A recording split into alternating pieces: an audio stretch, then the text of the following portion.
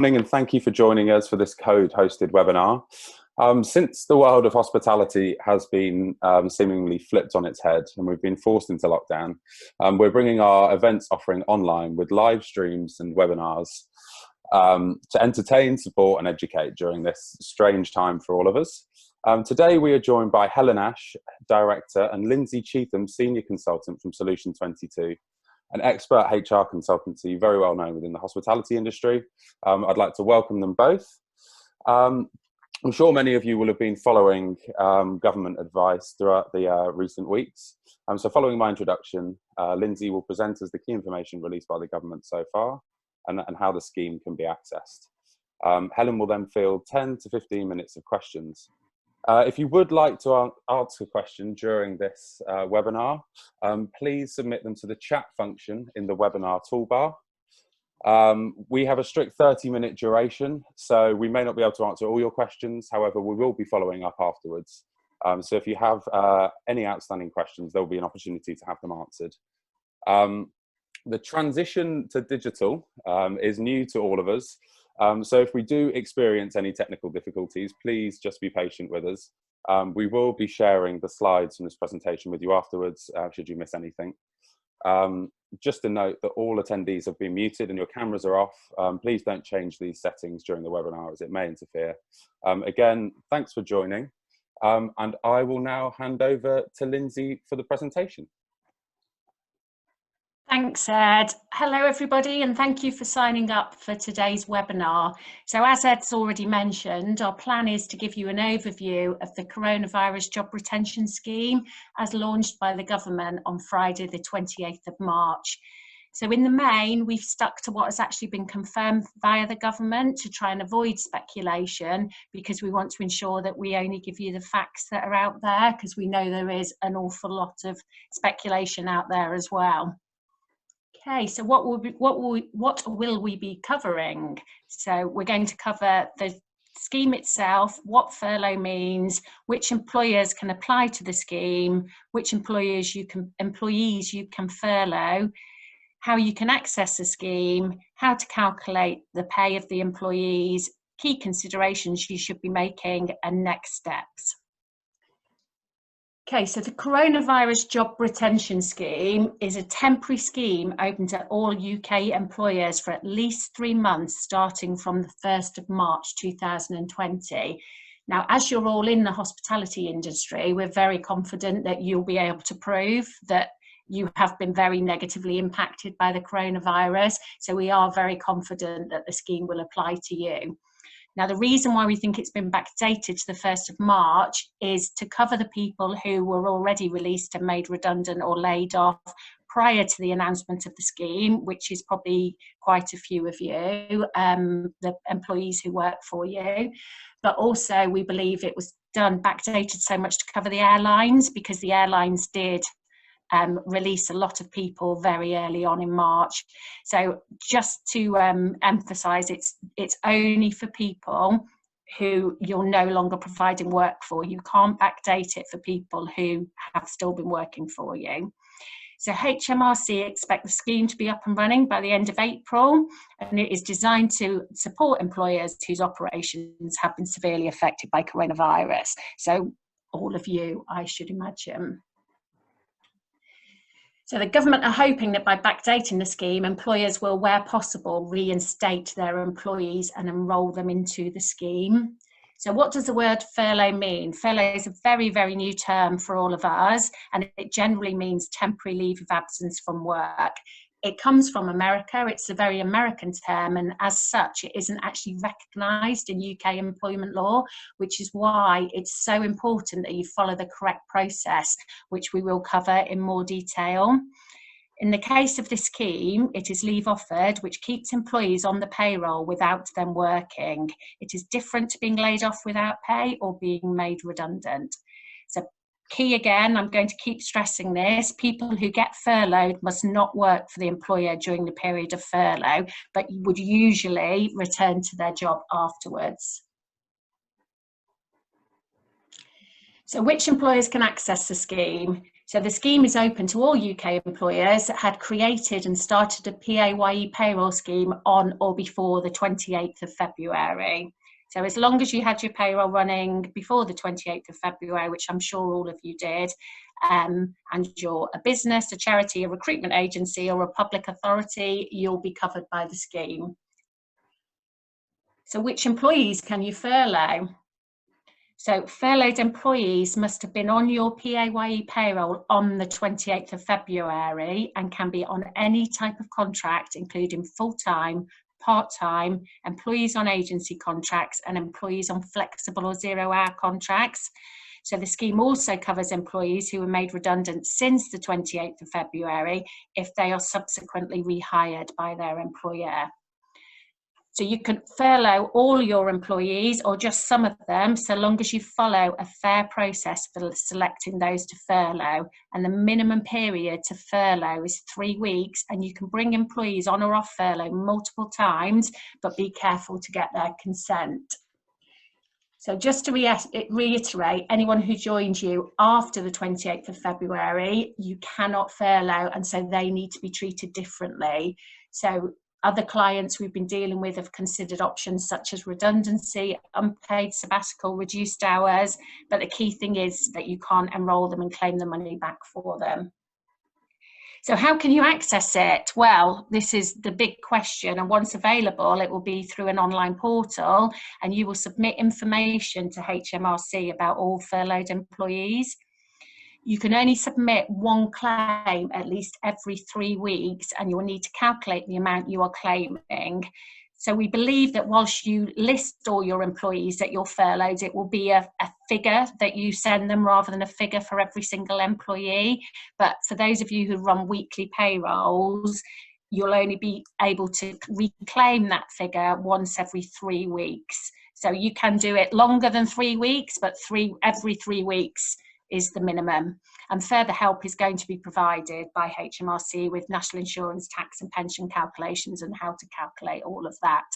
So there's some key information that you'll need: your employer PAYE reference number, number of employees being furloughed, the claim period, start and end date, amount claimed, your bank account number and sort code, your contact name and your phone number. So it's quite good practice to start getting all that information ready in one place, so you can hit the ground running as soon as the portal's online. And just remember that HMRC, they're stressing this quite strongly, will retain the right to retrospectively audit all aspects of your claim. So how is an employee's pay calculated? There's a number of ways that you can calculate an employee's pay. For those with straightforward employment contracts of just simply full and part-time employees on pretty fixed hours, then you can calculate their actual salary as of the 28th of February 2020. For those whose pay varies, you can do it in one of two ways: either the same month's earnings from the previous year or the average month earnings from 2019 to 20 tax year. So employees who have been employed for less than a year, you need to just work out their average monthly earnings since they started, or if they only started in February, use a pro rata for their earnings so far to claim. So fees, commission and bonuses should not be included, but whilst we haven't had absolute confirmation of this yet, at the time we believe that trunk can be included so long as it is a registered scheme and is run through your monthly payroll. So that will be the employees whose pay varies. So you'd need to calculate it in one, or probably number 2 would be the best way to calculate trunk employees, but 1 or 2 of the employees whose pay varies. Okay, so next steps. So key considerations, I think it is next. Key considerations: the employment contract is still live, and I can't stress this enough, is just because people aren't coming into work, they still have a live contract employment with you. So as such, unless otherwise agreed, all benefits will stand and continue. The employee cannot undertake any work for or on behalf of the organisation, which includes providing services or generating revenue. They can do volunteer work, they can complete training, but it's your responsibility to make sure that the national minimum wage they're receiving the national minimum wage for any time spent training, because by furloughing them and dropping 80%, they might not be achieving that national minimum wage. Today, holiday will still accrue during furlough because it is a statutory benefit and it's a statutory requirement. So there's been loads of talk around holidays, but as far as we are concerned, as of today, holiday does still accrue during furlough, so one to be aware of.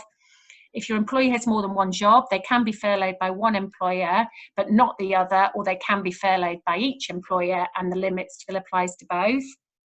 What's still a bit unclear is if people can go out and get another paid job if they are furloughed. Some people's employee contracts don't allow this regardless, but if they are allowed to go out get another job under furlough, you might want to consider releasing them from that clause of their contract. And finally, so next steps. So if you've not done so already, I'm sure quite a few of you will have taken these steps already. Fairly select employees affected for being furloughed, and you could consider rotating schemes if there is still some work. Some people are still offering delivery, or somebody might need to come in and do the payroll. So that might be your considerations when who to select. You need to decide whether to pay 80% or to supplement it. Gain the employee's written consent to furlough them because you are changing their contract, which is still in existence. Stop the employees from working if they are now working from home, or send them home if they're still in the workplace, and consider reinstating individuals you have already made redundant or have placed on an unpaid sabbatical. Now, you don't have to furlough all employees, and you can bring employees on or off furlough, but they must be furloughed for a minimum of 3 weeks each time. And I'm going to stress again how important it is you treat everyone fairly and consistently. So don't fall into the trap of saying, oh, but they're a really good worker, so I'm going to keep them on, but I'm going to furlough them. You have to apply an objective criteria in order to be safe and not fall foul of employment law. So finally, what the leaving thought I want to give you all is to remember that they are still all employees, even if they're furloughed. So really try and think of ways you can keep connected to your people because when all of this is over, you'll need your team to still feel like a team, so you can get back to rebuilding a business you love. I think that is very, very important for us to remember that. Everyone's mental health and stress and everything. I think Code are doing a stress one soon as well. Yes, we are indeed, yeah. Okay, so that's it from me, and I'm now going to hand over to Helen, who will be able to answer as many questions as she can within the time we've got. And thank you for listening. Okay, thank you. Thank you for your questions, some of which may have been answered as we go through, but I will go through them for you. We've had a question asked about can employers bring employees on and off furlough? Is it only every 3 weeks? Somebody must be on furlough for a minimum of 3 weeks. And I think this has been put in place so that potentially you can furlough employees for 3 weeks, bring them back, say, for a week to do some work, critically, maybe end of month work for finance, and then re-furlough them for a further 3 weeks. Next question was, can furlough employees work for a separate business during the furlough period if agreed in advance with their current employer? I think we've covered that one off. Essentially, we're not sure at this stage. It hasn't been made clear. Voluntary work they can volunteer to do voluntary work, sorry, got my volunteer and voluntary mixed up. And then we've subsequently been asked, can they volunteer for their employer? No, that would be seen as completing work and would not comply with the terms of the scheme. So it would have to be for genuine voluntary work.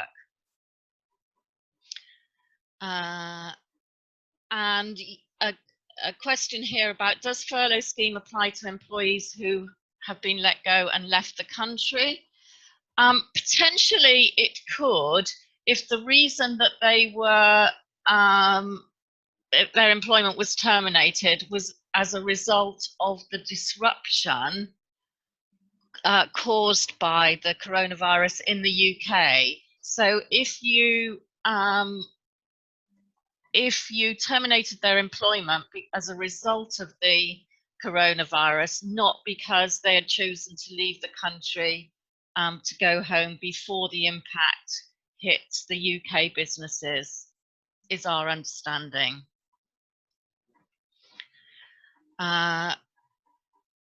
I've then been asked if holiday pay accrues on hours casual staff have worked. How would we calculate how many holidays they're accruing during furlough leave? I would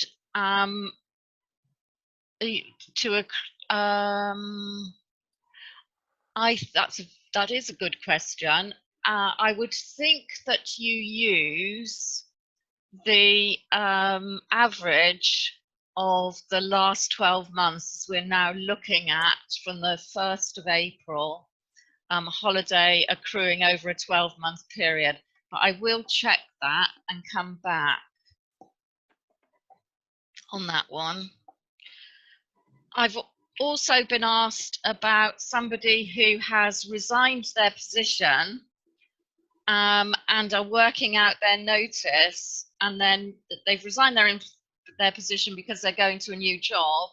They're working out their notice, so they're currently still employed, but their new employer has asked to put back their start date until the end of this current disruption. What are their options? Well, if you're still working for your existing employer and they are potentially furloughing other people that do the same job as you because there is no work, you could talk to them about extending your notice period to cover the period when you could be on the scheme. There would be no obligation for them to do that, but I think most employers are trying to help where they can. I've then been asked, what is the most common method in hospitality, furlough or redundancies? At the moment, I would say furlough, but that's only from our experience of the people, the clients that we deal directly with. I'm just reading some of the questions. So we've been asked about paying people on their usual payday, which is correct, and can we claim a grant? Our understanding is that there are grants available because you do have to pay and then claim the money back. And for certain people where they've seen a complete drop in their cash flow, then that's proving very difficult. I believe there are small business loan schemes, but I know there's quite a lot of controversy around how easy those are to access. So yes, there are grants. How easy people will be able to get access to those, I can't say. It's a bit out of my area of expertise.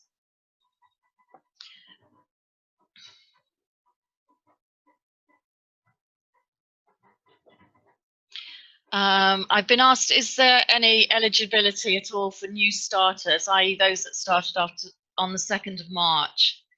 Or is it worth seeing if they can be furloughed by their previous employer?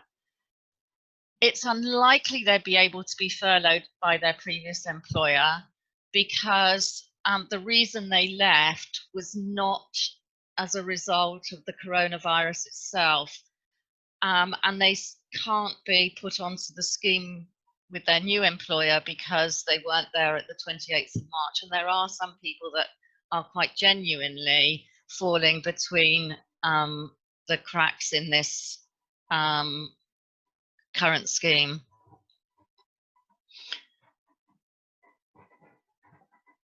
Let's have just a look. The questions coming in quite thick and fast. Somebody has asked, this is, I think, a very good question for the chunk, for the hospitality about chunk. Is it likely that HMRC will say the historic chunk income cannot be included in the 80% calculations?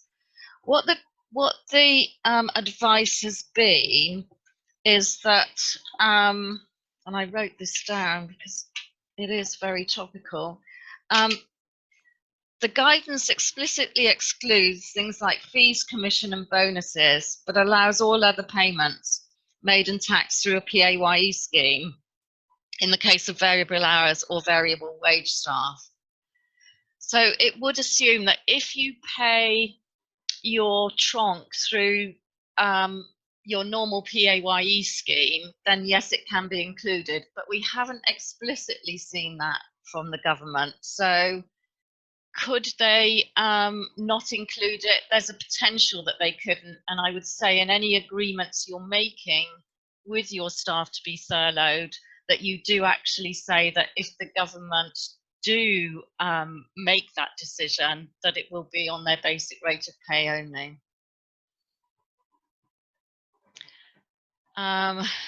Pertinent question here. How does an employer distinguish between keeping in touch and actual work to avoid any furloughed employee undertaking any work?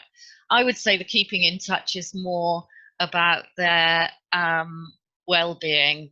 Things to keep in touch are more about their well-being and about how any plans you've got to reopen or re-undertake work, rather than anything to do with work itself.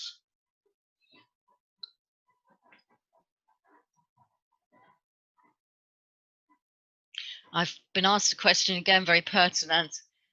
If we still need to make redundancies at the end of the furlough period, a significant downturn in business due to the virus, is the redundancy procedure still the same?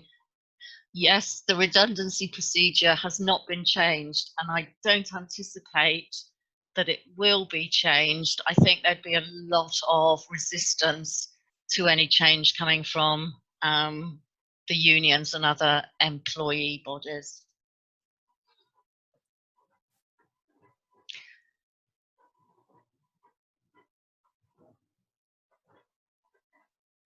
Somebody says, sorry, are we supposed to be paying our staff as normal then, even with no cash flow? Surely there will be a gap whilst any grants or loans come into place. I think we've covered that actually with, yes, you are supposed to be paying them as normal and claiming it back.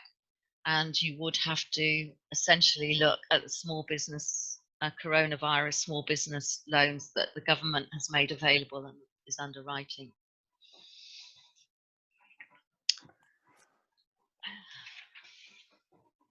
We've just had a question in from Patrick, Helen. Sorry.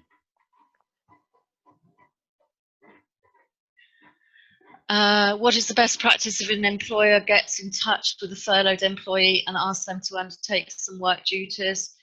You'd have to take them off furlough if you wanted to undertake some work duties, and it's very clear in the government guidance that they cannot work. So you might have to consider leaving them on furlough for 3 weeks and then taking them off to do the work, and then potentially putting them back on after they've done the work. So keeping them off for a week, paying them, and then putting them back on.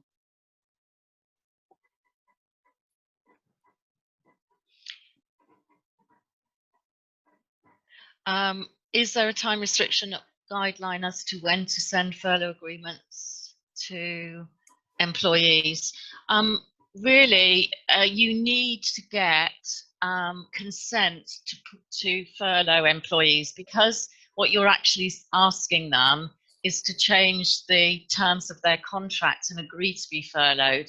So you really need to get those out as quickly as possible in order to have signed agreements from them to be furloughed before you apply for the scheme, which we think will be up and running by the end of April. Somebody said, so if they don't agree, then we may have to terminate. That's absolutely true, you may, but I would say remember that you have to do so in accordance with the terms of any contracts of employment. So you don't want to breach the contract because you terminate in the wrong way. and it will depend. Some of you may have short-term working and layoff clauses in your contracts of employment, in which case you could rely on those and the terms of those rather than terminating. A layoff is where you're laying somebody off for a period of time on unpaid leave. There are certain some of you may have contracts with those in. I think we've probably got time for one more, Helen. Okay. From Andre. Assuming they agree now to be furloughed, do they put today's date on the furlough agreement, even though furlough started from the 19th of March?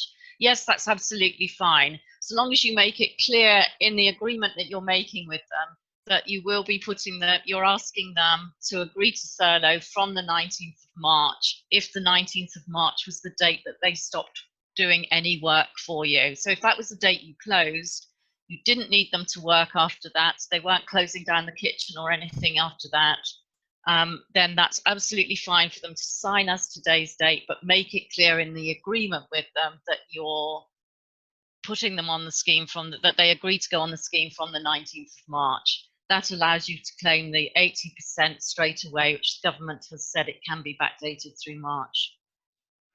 Brilliant. Thank you for that, Helen, and thank you, Lindsay, for the presentation. Both really informative.